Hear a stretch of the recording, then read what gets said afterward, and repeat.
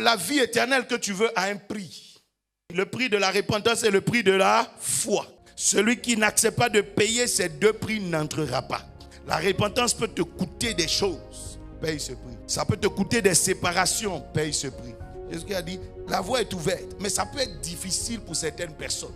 Ceux qui estiment qu'ils sont trop riches. Ceux qui estiment qu'ils ont trop de choses à perdre. Voilà ce qu'on appelle le riche. Qui pense qu'il a trop de choses à perdre. Le monde dans lequel nous sommes aujourd'hui est un monde qui est tellement à la quête de bénédiction parce que tout est matériel.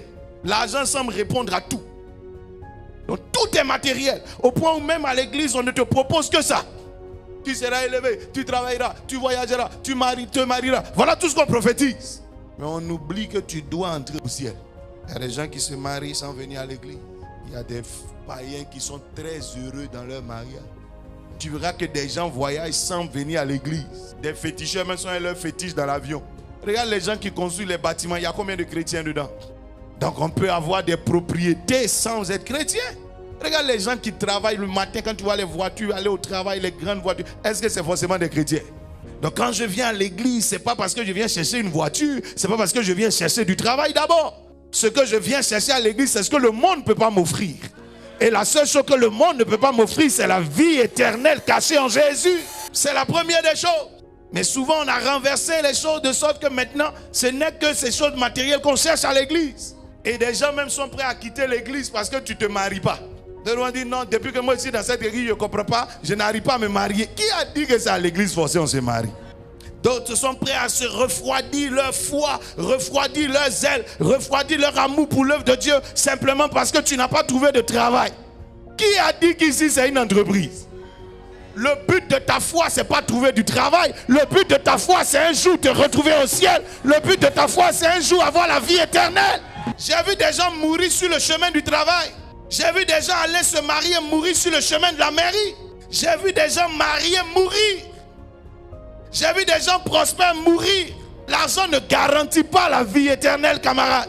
Ce que tu cherches à l'église, c'est ce que le maire ne peut pas te donner. C'est ce que l'entreprise ne peut pas te donner. C'est ce que l'argent ne peut pas te donner. C'est ce que le monde ne peut pas te donner. C'est ce que les voyages ne peuvent pas te donner. C'est ce que le visa ne peut pas te donner. C'est ce que le médecin ne peut pas te donner. C'est la vie éternelle cachée en Jésus. Il n'y a pas de comparaison entre ton salut et ton travail.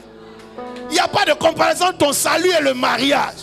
Il y a des gens même qui ont carrément changé de foi parce que tu as rencontré un monsieur qui ne croit plus en Jésus, croit pas en Jésus. Tu es sorti de la foi. Quel scandale! Et pour ça on ne te voit plus à l'église. Donc tu es venu à l'église pour te marier. Si tu n'as rien, va au ciel. Si tu es célibataire, va au ciel. Si tu ne travailles pas, va au ciel quand même. Je soupire après le fait que tu te maries. Mais ma plus grande espérance, c'est qu'un matin, tu sois avec Jésus-Christ dans les cieux. Je ne peux pas te dire combien de choses matérielles me manquent. Combien de bonheur terrestre me manque. J'aurais voulu. Mais je ne suis pas venu à Christ pour ça. Ce qui m'intéresse le plus, c'est qu'un matin, mon âme se retrouve dans les cieux. Le jeune homme riche, pour des choses matérielles, comme une maison, une entreprise, des biens, a perdu la vie éternelle. Mais aujourd'hui, il est mort. Et les biens auxquels il s'est accroché ne sont plus à lui. Ton mari auquel tu t'es accroché, demain tu ne seras pas là. D'ailleurs, même matin, il va te chasser. Mais c'est à cause de ce mari-là que tu as perdu la foi. Gagne ton salut. Et que le reste vienne. Il arrive des fois où l'argent se retourne contre toi. C'est pas grave. Christ ne doit jamais se retourner contre toi.